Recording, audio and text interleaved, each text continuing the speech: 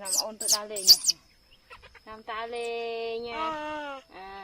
Làm ta lên. Làm Momo ta lên. Rồi pipi chưa đây. Nghe pipi chưa đây. Pipi mà. Pipi mà. Đi.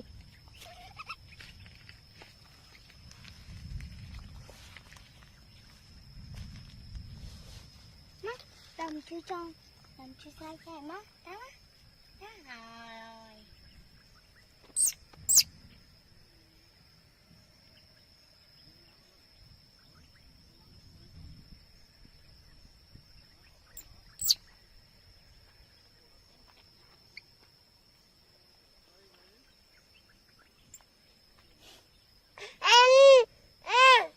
Đi ấy,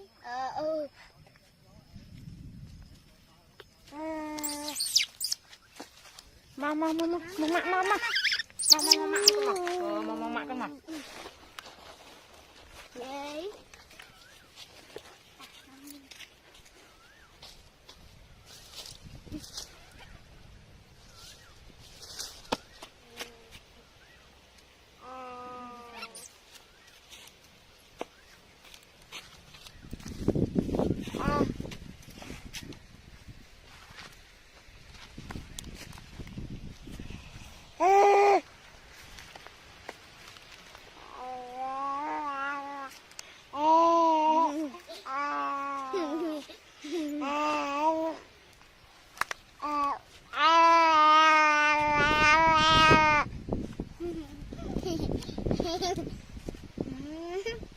Mai hao phá phá.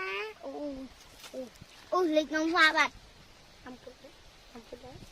Đi. Đi.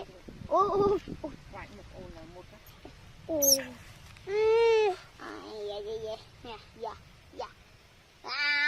Không lâu dục. Thăm chưa? Thăm chưa? Lên. Rồi có pha lằng xoay một cái. Mama.